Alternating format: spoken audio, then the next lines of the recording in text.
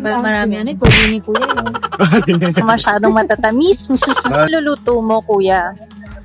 Cheese po siya. Cheese po. Then, we have po advance order na octobits and then bacon po. Hello mga ka-Hive! Kung akala nyo Mercato Central ay sa isang lugar lang, nag-expand na sila sa Mandaluyong. Nandito tayo ngayon sa Pioneer Street, Observatory Sales Pavilion, katabi ng UCC Cafe.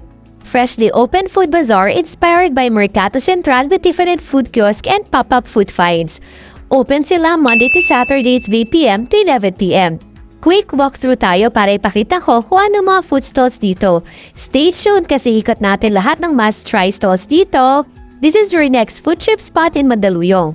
Tara mga ka-Hive, simulan na natin ang food hunt. Ano, kuya? Ano yan? Ano meron kayo? Topo gulay bagnet madam. Ang sarap. Mainit na mainit. Oo, mainit yan ma'am. Tama-tama, malamig na ang panahon. Oo. So, yung name nila is BRP, Bagnet Rice Patong, kasi bagnet nakapatong sa rice. Yan pala marami ano eh, pogi ni kuya eh. So, meron dito isang pop-up bar na they sell iced coffee, coffee varieties. They call it Homeboy, and they have their Instagram page here. Ayan. So, I'm ordering Americano dahil pag tumatanda ka na, kailangan wala na masyadong matatamis. So, eto ang ating mga nagsisipogi ang mga seller dito. We started sa home base lang before. This is our first pop-up. Wow. Ayan. So, pumunta na kayo at magkuha ng konti dito sa Mandaluyong at mag-order kayo sa kanila ng mga iced coffee. So, pero in any case, there are opportunities for bazaars pop-up. Would you also explore others? Yes, pati events, pwede naman namin i-try. Ayan.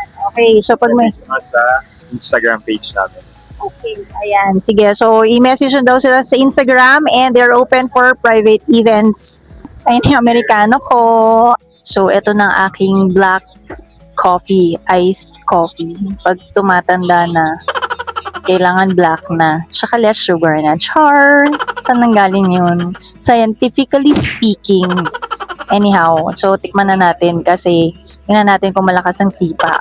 Okay, so isa naman dito mga ka-Hive na nakita natin is itong Sunaku Lab. So dito kasi may nakita akong Samyang Buldak Omelette. There. Yeah. So 160 pesos lang siya. And then, meron din ditong pwede kang dine in, and then here pa. So, sumakto lang kasing umulan kanina. Na-excited ako. Nakikita ko lang kasi siya sa Fusion Alley. Buti na lang meron kayo dito. So, pag gusto niyo ng Buldak Omelette, punta kayo dito sa Mercato Central sa may observatory. Ito yung stall nila. Ayan, Sunaku Lab. Madama na yung mga tinitinda niyo dito. Japanese cake po, tsaka churros, Dubai chewy cookie, tsaka ano pa ba te? Korean noodles po. Yun. Pwede kang kumain ng matamis para mawala yung hanghang niya. Yun. Yun eh. Sa mga ihaw-ihaw naman, dito si Mamay's Ihaw-Ihaw. So, ano meron dito na mga iniihaw? Meron po tayong barbecue, legs, lempo, putse. So, at iba pa. Ayan, may mga iba't iba ditong mga ano sila. Pwede ninyong anihin for ihaw. Hungarian. O, ayan. And then, mga wings, barbecue, bituka, and everything. Ayan. So, kung nandito kayo at nag-crave kayo sa ihaw-ihaw, Mamay's Ihaw-Ihaw lang. Well, isa ito sa mga nagtitrending talaga na pagkain ngayon, lalo na nakilala ito sa Fusion Alley. So, ito talaga yung may itlog, samyang, tapos nilalagyan nila ng sausage, at of course, mga seaweeds at cheese sa ibabaw. So, tara, tikman na natin. Kasi ito talaga yung inaabangan natin dito at nakita talaga natin siya. At hindi na natin kailangan pumuntang Fusion Alley.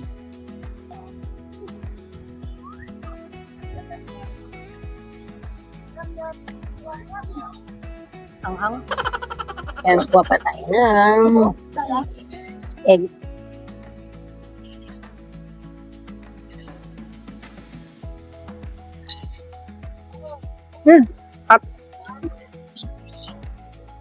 Masarap pala siya pag meron siyang yung isasabay mo yung samyang, saka yung egg. Tapos may cheese pa.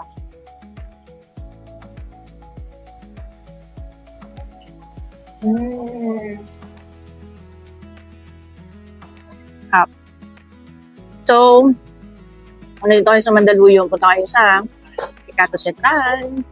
There you go. So, ito again, mga ka-hive, meron naman ditong Tokiyaki. The Grumpy Siblings. Ayan, meron na silang niluluto. Kanina kasi wala pa silang niluluto. So, the Grumpy Siblings snacks. So, may Tokiyaki sila dito, like veggies, bacon, crab, octobits. So, meron kang single, may 4 pieces, no? Tapos may mga box of 8, 12, 24. So, it starts at 100 lang. And then 335. Ayan. Tapos may mga add-on sila. So, if you wanna order, they have this Facebook page. And they have an IG. The Grumpy Siblings. Ayan. So, ano yung niluluto mo, kuya? Cheese po. Then, we have po advance order na octobits and then bacon po.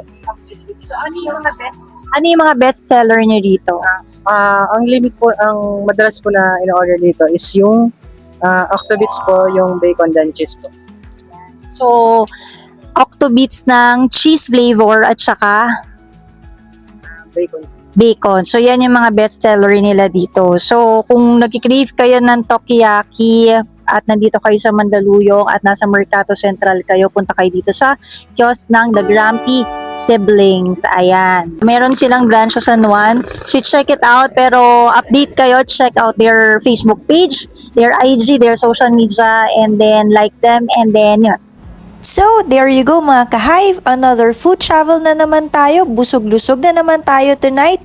And see you in our next travel. Don't forget to like, follow, and share, and subscribe. Our life, our vibe, our hive.